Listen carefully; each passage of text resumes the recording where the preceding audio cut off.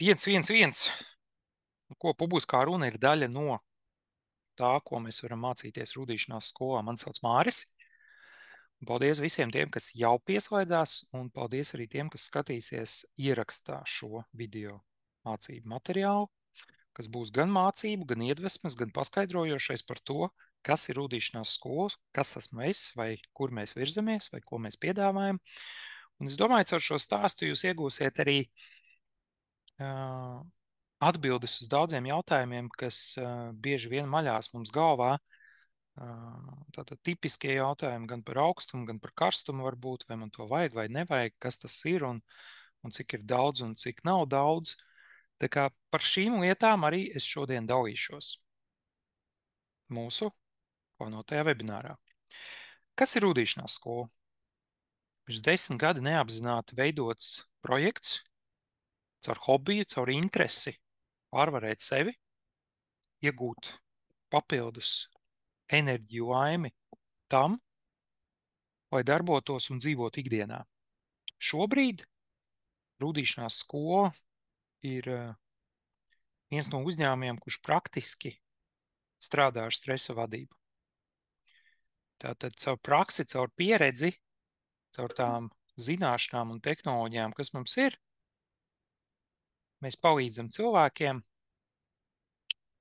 apgūt gan elpošanas prakses, gan veselīgi un jēgpilni ieiet augstumā un saprast, kas ir karstums un augstums, gan arī doties ceļojumos ārpus Latvijas ar transformacionālu pieredzi Itālija, Armēnija, Gruzija, Spānija. Šie ir tie galamērķi, kuri šobrīd ir ieplānoti tuvākā gada laikā. Pamatā, tad, kad mēs paprasam cilvēkiem, un tas bija pārsteigums arī man, kāpēc cilvēki pievienojās rudīšanās skolai, tad lielākoties centrālais vārds ir veselība. Bet mēs varam redzēt arī enerģiju, izaugsmi, izaicinājumu, motivāciju, apzinātību, dzīves kvalitāti, interesanti, imūnsistēmu, pārmaiņas un daudz citas jomas, kas maina cilvēkus. Un līdz ar to arī mans stāsts un rudīšanās skolas stāsts nākotnē ir saistīts ar to, ka mums ir jāveicina šīs lietas, ko paši cilvēki ir atzinuši par vērtību, ko viņi iegūst. Un attiecīgi ir pilnīgi skaidrs, ar ko mēs nodarbojamies. Tad mēs palīdzam cilvēkiem ar tehnoloģijām, zināšanām, pieredzēm, praksēm atgūt veselību, pārņemt kontroli par savu fizisko, emocionālo, garīgo veselību, iegūt intuīciju, apzināties, kas mēs esam, ko mēs darām, un panākt jēgpilnāku, laimīgāku, priecīgāku dzīvi. Ja mēs tā racionāli skatāmies uz to, kas ir tie virzieni, tad visbūtiskākais, kāpēc arī rudīšanās skola tapa, bija iemesls tikt galā ar stresa izraisītām problēmām. Es jau runāšu šodien par to, kas ir pozitīvais stress, bet jēga ir ļoti vienkārša, vai tas virziens ļoti vienkārši. Tātad mums ir jāsaprot, ka viss kaut kādā mērā rada mums kaut kādu kairinājumu, un vai nu mēs adaptējamies vai nomirstam, vai arī spējam tikt pāri tam, un te ir jautājums ar kādām metodēm, zināšanām. Vima Hofa pieredze, kas ir pamatā ielikta rudīšanās skolas sākotnējā versijā, kas mainīsies, un būs noteikti jaunumi par jaunām programmām un novirzieniem, jo rudīšanās skola arvien vairāk kļūst holistiskāk, gan tēmas uzturs parādīsies, gan tie paši ceļojumi, par kuriem es pieminēju, gan integratīva pieeja veselībai, tā kā visas šīs tēmas pakāpeniski nāks iekšā un parādīsies. Bet tā racionāli skatoties no cilvēka viedokļa, tas, ko es iegūstu, ir fiziskā veselība, tas ir par enerģiju. Es iegūstu labāku miegu un, varētu teikt, skaidrākus sapņus un mierīgāku dzīvi, tad iekšējo mieru, iekšējo sajūtu un efektivitāti, produktivitāti, enerģiju. Bet ja mums visa tā nav, tad mūsos parādās stress, hroniskais stress, un ikdienā mēs redzam ļoti daudz dažādas dzeltenās vai sarkanās lampiņas, ar kurām es saskaros komunikācijā ar cilvēkiem, kur bieži vien aiz tēmas, vai augstums ir visiem, vai es varu iet augstumā, vai elpošana, tur dinamiska, aktīva, viegla, kāda ir paredzēta visiem. Par elpošanas tēmas arī šodien nedaudz pieskaršos. Sabiedrībā ir ļoti daudz dažādu lampiņu, un rudīšanās skola ir tehnoloģiski zināšana attīstīts, teikt, uzņēmums vai novirziens, vai pat runāšu par komūnu, par virzienu, kas var palīdzēt ļoti daudziem cilvēkiem. Un tas ir tas, ko mēs redzam attiecībā uz pēdējo gadu notikumiem, kur ļoti daudz dažādas transformacionālas pieredzes, gan zināšanas, gan pētījumi parāda, ka mēs paši spējam pārņemt daudz ko savā varā un atgūt savu enerģiju, atgūt savu prieku un tikt vaļā no tām sarkanām, dzeltenām lampiņām.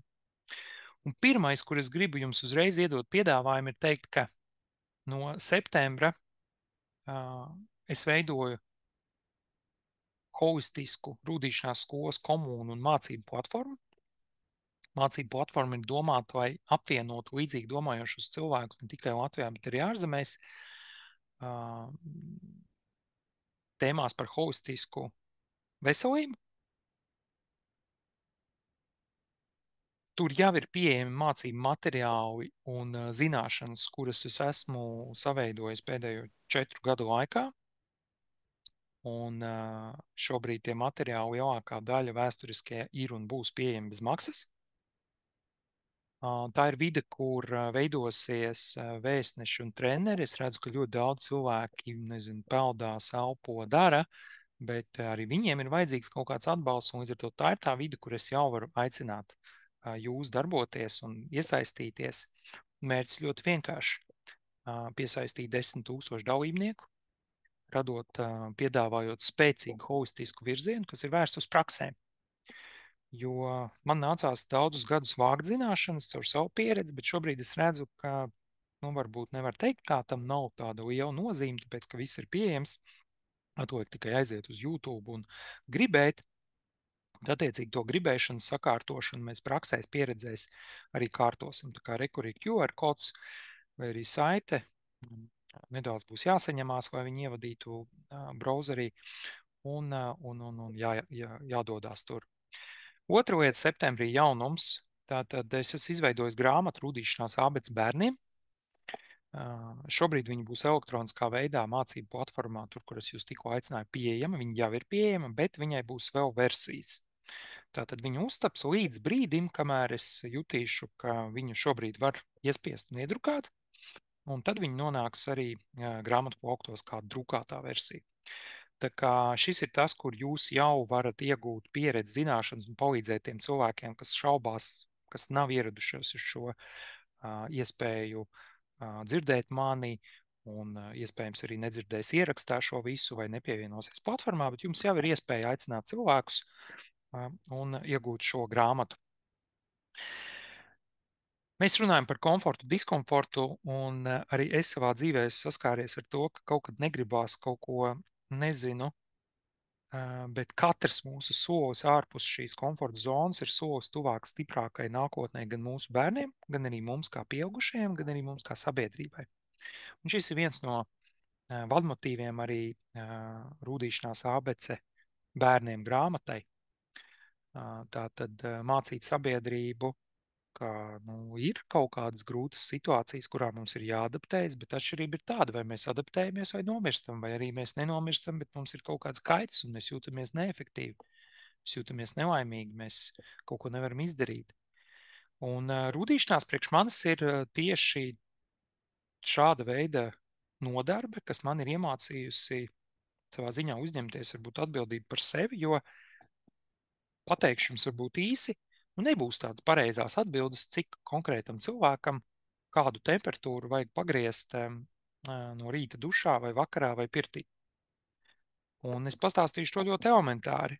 Tīri emocionāli 0 grādi vienam un 14 grādi augsts ūdens kādam var būt līdzvērtīgs emocionāliem pārdzīvojumam, un tāpēc tie nav salīdzināmi.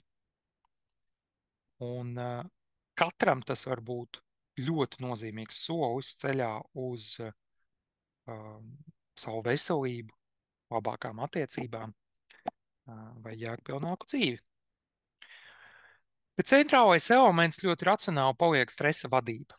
Tātad viena no top problēmām, kura mums ir jāiemācās vadīt šajā dzīvē, pateicoties informācijas piepūdei, tehnoloģijām, dzīves ritumam, ātrumam, slimību uzliesmojumiem, sarežģītākiem dzīves apstākļiem, krīzēm, notikumiem, kas notiek arvien straujāk un jaudīgāk un ātrāk, ir spēt veselīgi reaģēt gan ārēji uz kairinājumiem, gan arī apzināties procesus, kas notiek zemapziņā mūsos, kad mēs nepamanām, kāpēc mēs rīkojamies automātiski un nevaram pieņemt kādus lēmumus, un tas arī organismam paņem enerģiju un rada stresu, tātad iekšējais stress.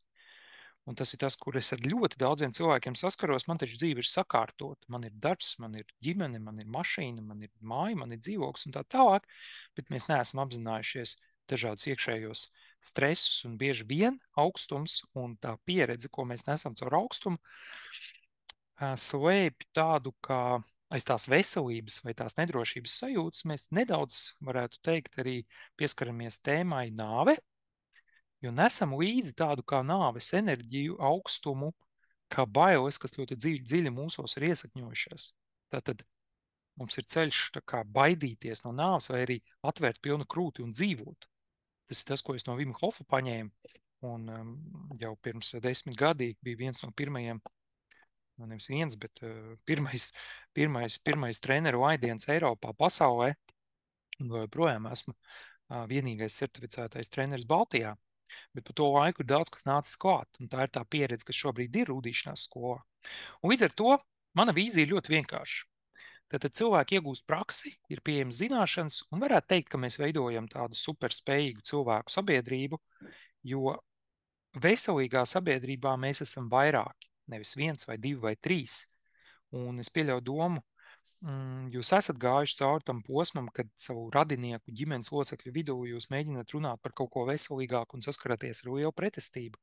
Jā, tur ir izaicinājumi, jābūt spēcīgiem muskuļiem, jābūt spēcīgam mugurkaulam un stabili jāstāv uz kājām, lai to komentāru un pieredzes gūzmu, kas ir daudziem citiem mūsu apkārtējiem cilvēkiem, tā skaitā ģimenes locekļiem un vēl citiem, pārvarēt.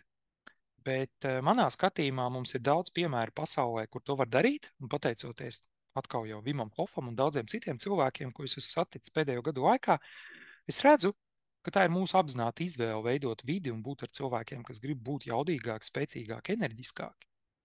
Un arī mana pieredze ir veidojusies līdzīgi. Tā tad ir korporatīvā vide, ir vēlāk pirtniecība, ir būt par profesionālu coachu, komandas coachu, individuālo Vima Hofa certifikācija, Oxygen Advantage certifikācija. Covid laikā es pabeidzu arī funkcionālās mācības Maskavā. Funkcionālā mācība ir tāda integratīvā medicīna, kas skatās uz iemesliem, kāpēc cilvēkam ir veselības problēmas. Līdz ar to fiziski ir ļoti, ļoti skaidrs. Bet es ļoti daudz saskaros ar to, ka mentāli zemapziņā mēs tomēr nevaram pieņemt lēmumu kaut kādu iemeslu pēc nonākt uz tā pozitīvā ceļa. Arī un augstums un pieredze un elpošana viņa ir kā instrumenti, kas palīdz piepildīt mūs ar to pozitīvo un tikt prom no tās negatīvās varbūt sajūtas, kad es caur sāpēm dabūnu to motivāciju kā lielākā daļa. Bet mums pēc iespējas ātrāk ir jānonāk uz tā pozitīvā ceļa, kur mēs redzam, ka augsts ūdens ir palīdzošs man, ka termoregulācijas procesi ir ļoti svarīgi mūsdienu sabiedrībā, karstums, augstums, ka elpošanas prakse un stresa vadība ir būtiska priekš manas nākotnes. Un šīs tās lietas, kuras ir jāapzinās, un tas ir tas, ko praksēs mēs iegūstam automātiski, vienkārši piedaloties praksēs, jo tehnikas strādā.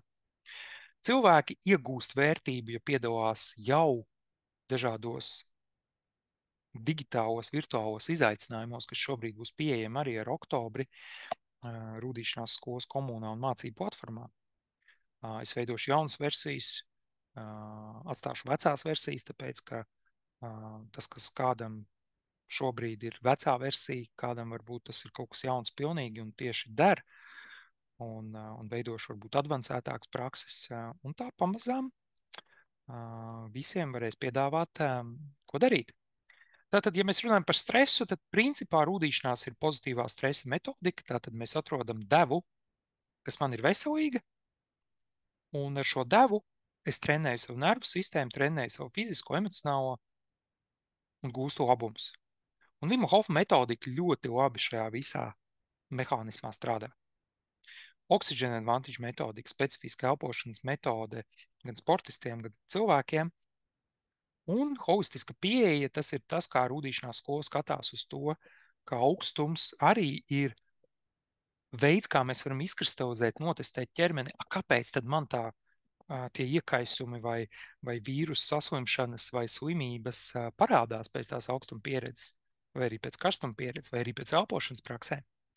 Tad noteikti praksēs rūdīšanās skolā piedaloties var saņemt neērtus jautājumus.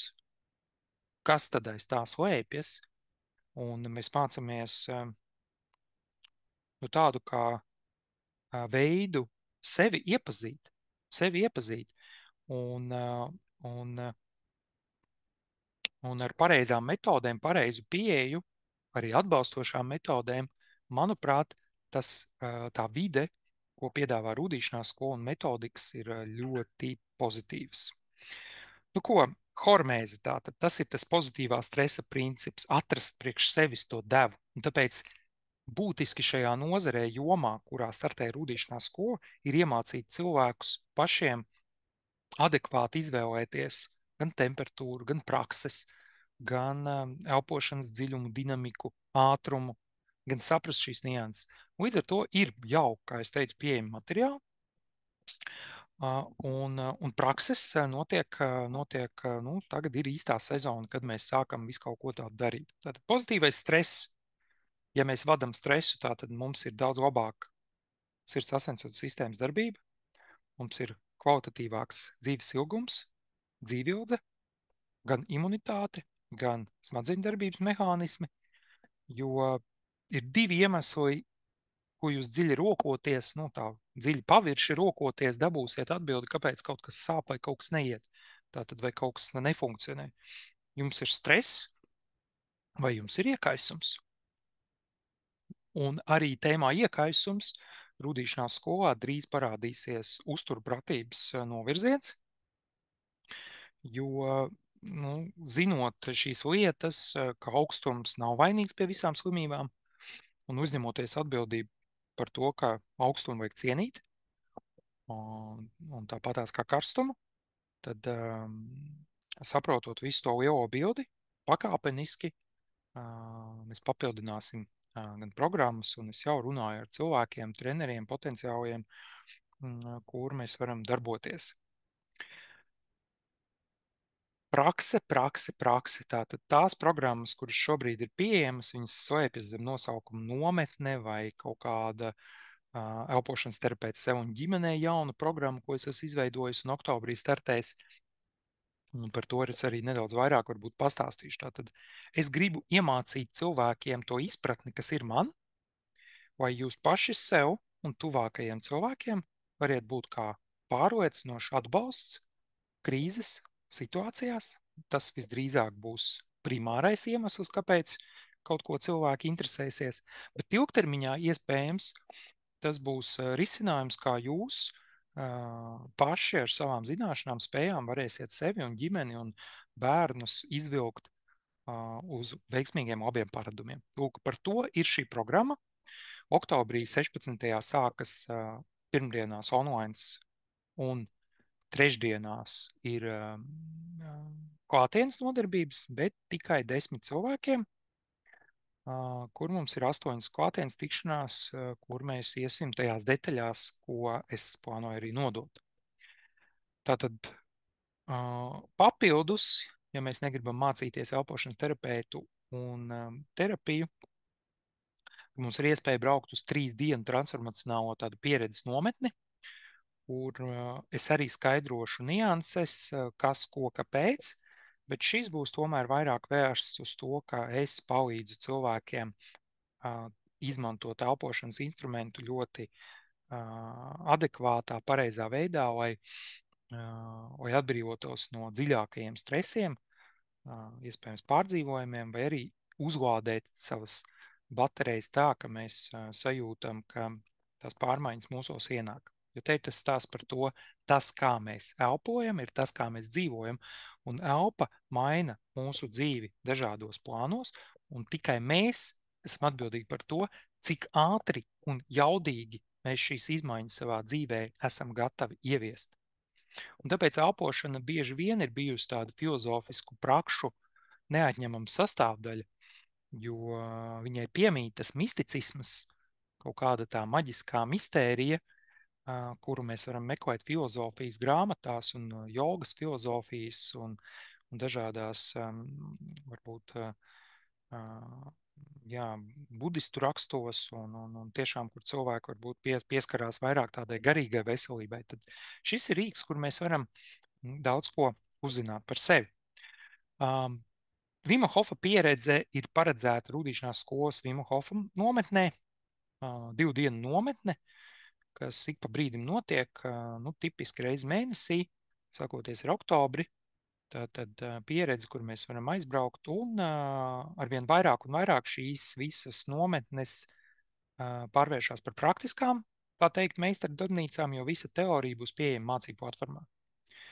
Protams, tik cik nepieciešams, mēs iegūsim atbildes uz jautājumiem, kas ir vajadzīgi, lai prakses labāk pildītu, bet mēs iesim caur sevis sajūtām, sajušanu, darbu, un tādā veidā virzīsimies uz priekšu. Un, kā jau es minēju, mums ir attiecībā uz pozitīvo stresu, mums ir 2 ceļi. Vai nu mēs ejam to satraukuma ceļu un dabonam vēl vairāk stresu, kas vēlāk rezultējas mums labi zināmajās kaut kādās modernajās slimībās, vai arī mēs tomēr panākam to, ka mēs tolerējam viņu, adaptējamies, un tādā veidā mēs adaptējamies vai arī nomirstam. Un nomirstam te ir jāsāk domāt ar tādu domu, ka jā, ir pilns ar pētījumiem, kas parādīs, ka esot hroniskā stresā, neizgulējušies, enerģijas trūkumā, nesavienoti ar sevi, dzīves ilgums un dzīves kvalitāte pasliktinās. Un līdz ar to mēs burtiski varam teikt, ka ar to dzīvesveidu vai veidu, kā mēs elpojam, vai kā mēs dzīvojam, vai kā mēs attiecamies pret pozitīvo stresu, mēs sev vai nu ātrāk vai vēlāk iedzinam kapā un nespējam realizēt to savu potenciālu, kas mums varbūt šeit ir jārealizē. Ietekme un tā evolūcija attiecībā uz stresu un stresa toleranci vienmēr ir bijusi, tātad vienmēr ir izdzīvojis spēcīgākais, tas, kurš varēja pārdzīvot, taifūnus, ūdeņus, temperatūras maiņas, saules augstumus, karstumus, ēdiena pietiekamību, ēdiena nepietiekamību, jo tā ir tēma par pozitīvo stresu. Tātad visi vides faktori, kas ir arī rūdīšanās definīcijā, tātad spēja adekvāti reaģēt uz ārējiem vidas kairinājumiem. Un tā ir tā atbilde uz pozitīvo stresu. Un nervu sistēma ir maģija starp to, kas notiek mūsu organismā. Tātad mums ir simpātiskā nervu sistēma, kas no rīta ir satrauktāka, tāpēc mēs esam aktīvāki kaut ko darīt, un vakarā mums ir parasimpātiskā nervu sistēma. Un jāsaka, ka vidējam cilvēkam pasaulē viss šis ir sajucis, un attiecīgi vājākajā sistēmā, kas bieži vien ir sirds asinsvadu sistēma, vai kognitīvās, mentālās funkcijas, vai kādas citas saslimšanas, mums kaut kur sitās kaut kas ārā. Un visparastākie simptomi, kurus es pieskaitu pie jau riska faktoriem, ir augsts rokas, augsts kājas, ādas problēmas, enerģijas trūkums, miega traucējumi. Tie ir tādi pirmie zvaniņi, kur mēs varam pievērst uzmanību.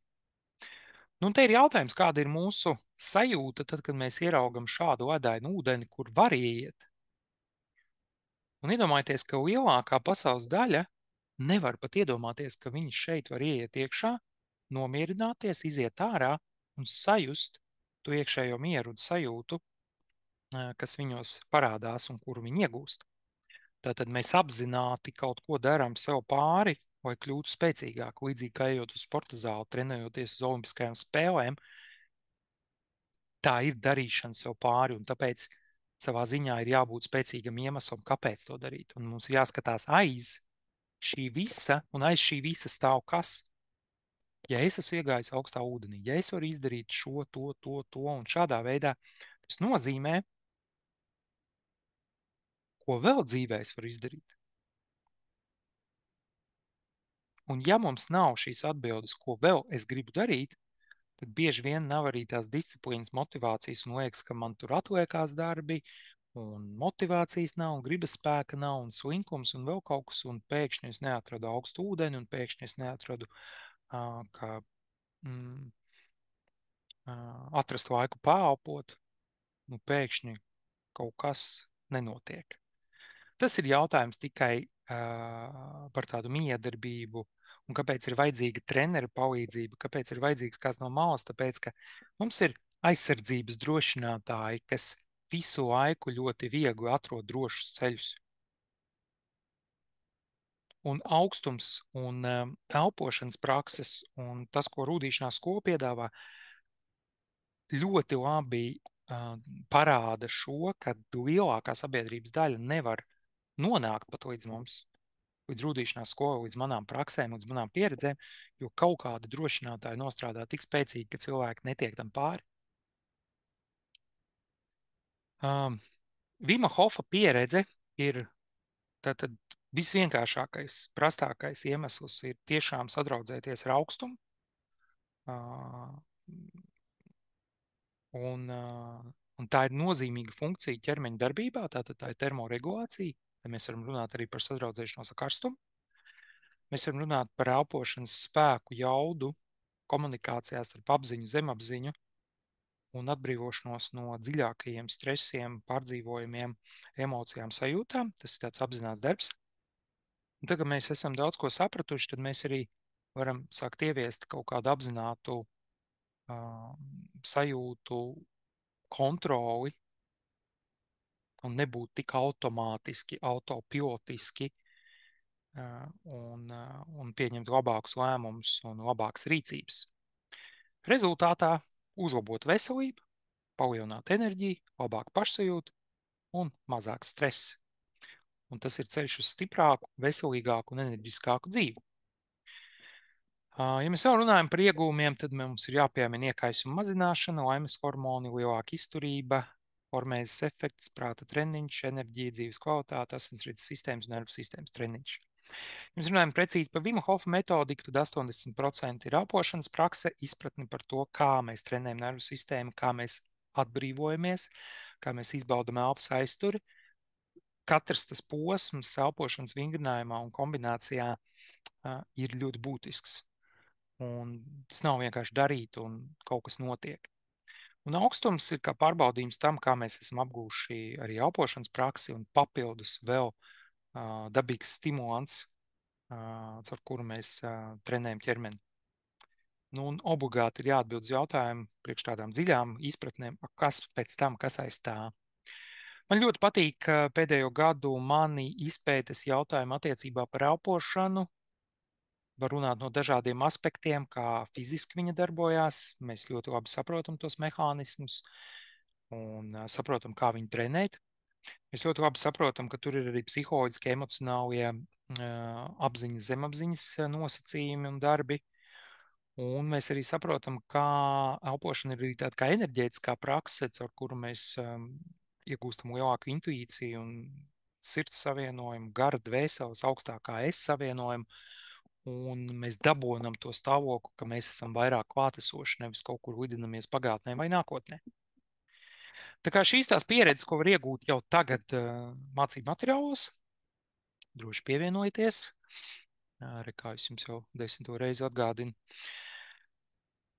Ir grāmata, un pateicoties šī grāmatai, ļoti daudz cilvēki ir apzinājušies daudz lielāku nozīmīgumu elpošanai, augstumam, un viņi ir palīdzējuši daudziem cilvēkiem. Tā man ir daudz cilvēku rakstījuši e-pastā un ziņās atsauksmes, un arī atraduši gan rūdīšanās skolu. Tas ir lieliski, ka ir grāmatas, un arī no tā mēs varam iedvesmoties. Oxygen Advantage metodika ir par ikdienas elpošanu, par efektīvu elpošanu, par to, kā mēs ikdienā varam trenēt elpošanu. Tātad viss ir zināms. Un šeit ir tikai viens jautājums, kāpēc mēs šo neizmantojam, vai kas pietrūkst, lai šo izmantotu, vai arī apzinātos, ka tam ir lielāka jēga vispār manā dzīvē, manas ģimenes dzīvē, manu apkārtējo cilvēku dzīvē. Un, jā, ja mēs salīdzinām abas divas metodikas, tad mēs varam runāt par to, ka viena ir ikdienas elpošana, viena ir tāda dinamiska prakse, kuru mēs veicam ar tādu dinamiskāku darbu, bet viņas novirziens nedaudz savādāks. Tā kā šīs tās nianses, kuras es stāstu. Un tāpat mēs iedziļinamies jautājumos, kas ir deguns, kas ir mehānika, kas ir elpot vairāk vai mazāk, kāda nozīme ir elpas aizturei un ko dara pauzes un ko dara dabīgā pauze, kāda ir atšķirības starp dinamisku elpošanu un lēnu elpošanu, ogliskābo gāzi un CO2. Tad šīs tās lietas, kas šobrīd grāmatās mācību materiālos ir pieejamas. Gala rezultāts gan rūdīšanās skolai, gan arī maniem mērķiem ir par dzīves kvalitāti.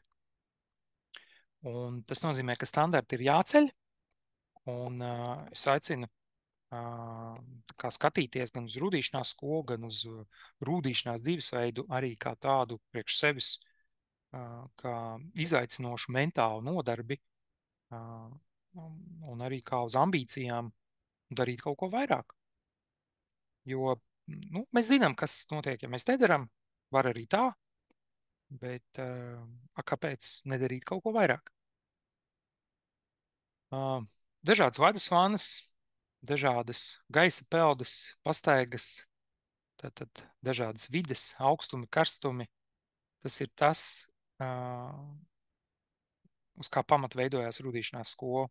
Un kā jau es minēju, rūdīšanās ir tāda holistiska, sistemātiska pieeja ar nozīmīgu virzienu adaptēties. Sevišķi termoregulācijas funkciju sakārtot un pakāpeniski, sistemātiski sakārtot nervu sistēmu un asinsrites sistēmu. Un šīs ir divas tādas stabilas sistēmas, kuru riskus es pats priekš sevis gribēju vadīt un redzu, ka šobrīd ir jāvada ļoti daudziem 40+ gadniekiem. Tāpēc, ka paskatoties statistiku un datus, ir zināms, kas notiks.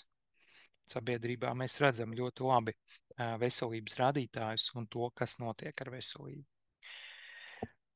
Tas, no kā bieži vien cilvēki baidās, ir, ka ejot šo pārmaiņu ceļu vai darot kaut ko, kas ir labs, mēs nesaprotam to, ka dažreiz var palikt arī sliktāk. Un tas ir veids, kā ķermenis attīrās arī pēc elpošanas, pirts fiziskās slodzes, pirmajiem treniņiem mums ir sāpes. Tas ir veids, kā ķermenis adaptējas. Un viņam no kaut kā ir jāatbrīvojās, kas viņam iepriekš varbūt bija traucējis, jo ja mēs sākam kaut ko ķermenī kustināt, tad kaut kur kaut kas ir iestāvējies, kā piemēram neizelpinot pamatīgi savas plaušas, mums ir sastāvējies gaiss.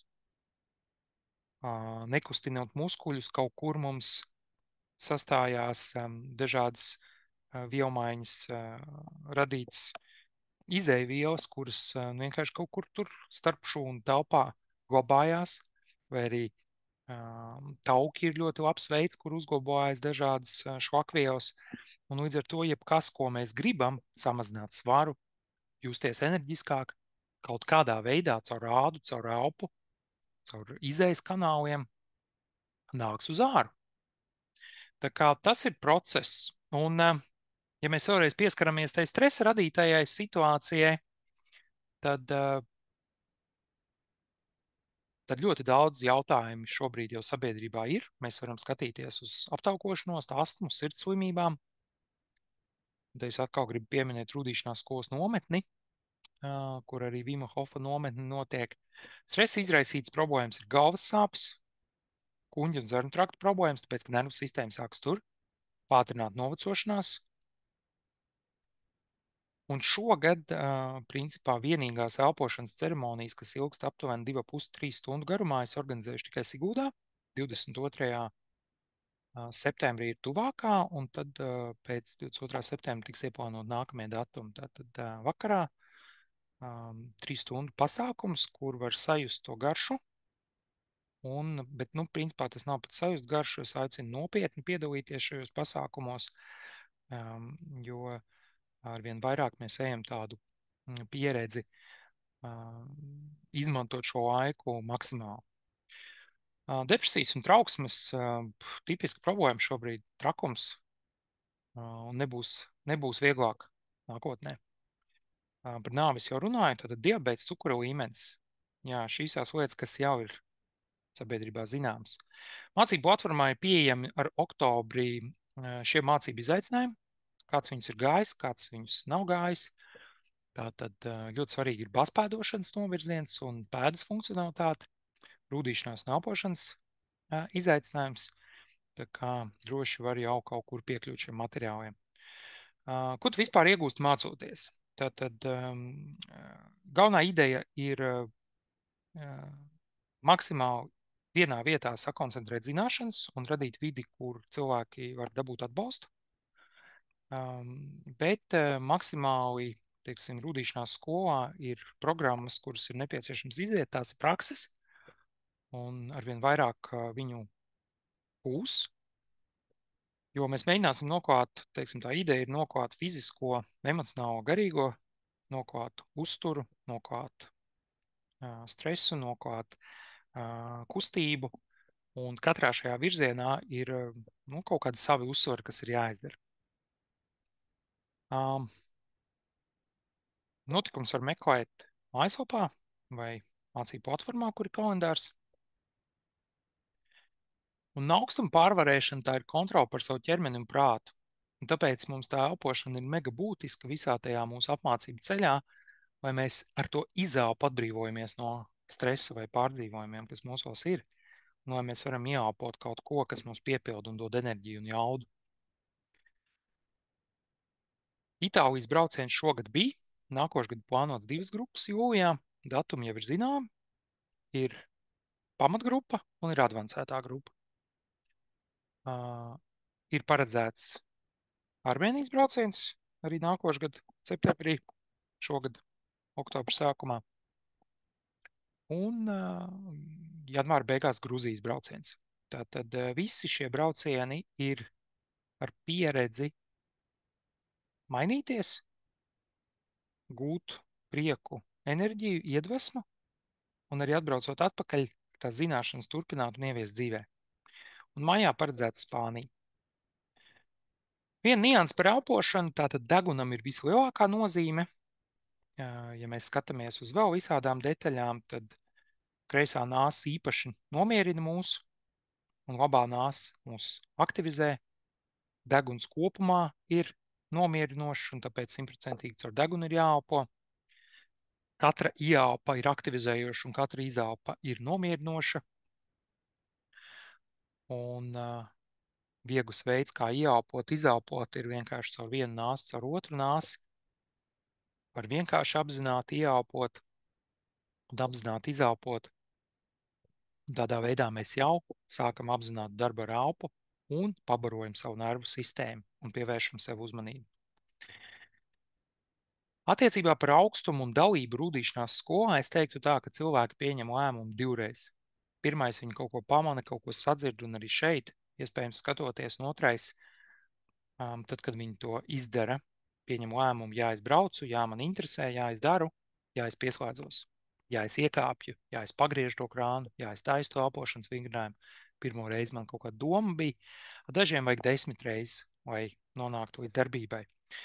Un tāpēc būtiski, ka arī jūs esat daļa no šī visa projekta, un jums jau ir visas tiesības dalīties un aicināt vienu, otru, trešo cilvēku piedalīties un izglītoties.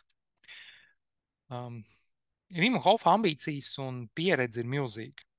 Tātad tas, ko viņš izdarīja pasaules līmenī, ir reti cilvēki pasaulē tādi ir, kuri spēj ļoti dinamiski mainīt kaut kādu zināšanu virzienu un iedot viņu miljoniem. Un man bija iespēja pieskārties un saprast šo būtību, un tas ir tas, ko rūdīšanās skola piedāvā. Un mēs neesam apstājušies. es turpinu darboties, man tas iedvesmo, palīdz, un es redzu, ka tas palīdz citiem cilvēkiem, un tas ir jādod tautās. Un tu vari burtiski paveikt neiespējamo. Tu vari pārvarēt slimības, uzlabot garīgo veselību, fiziskās spējas un pat kontrolēt savu fizioloģiju, lai varētu attīstīties jebkurā stresa situācijā. Rūdīšanās skolas mājaslapā apakšā ir iespējams pieteikties uz īsu sazvanu ar mani, lai saprastu, kura no mācību programmām, kurš virziens visvairāk ir svarīgs, vajadzīgs.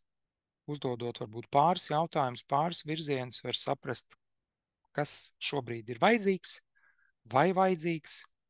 Un tādā veidā es varu palīdzēt cilvēkam saprast, kur doties mācīties. Paldies par uzmanību! Daudz cilvēki piesakoties uz šo webināru arī iepriekš rakstīja, kā jau es sākumā teicu, principā viņi grib veselību, stresa vadību, atbrīvoties no liekā, iegūt enerģiju, laimes sajūtu un šīs tās lietas, ko arī jūs un daudz citi piesakoties minēja. No manas puses tas ir viss. Ielieciet pusiņu, ja jums bija vērtīgi dzirdēt, paklausīties. Un plus es aicinātu varbūt, ja ir kādi jautājumi čatā, droši var uzrakstīt vai komentāri, tā kā mums vēl ir dažas minūtes. Man bija plāns 45 minūtēs iziet cauri. Manuprāt, veiksmīgi izdevās. Tā, mums ir Armands, Dāvis, Egijos, Ivars, Jānis, Aina, Marika, Jānis. Super, paldies! Jā.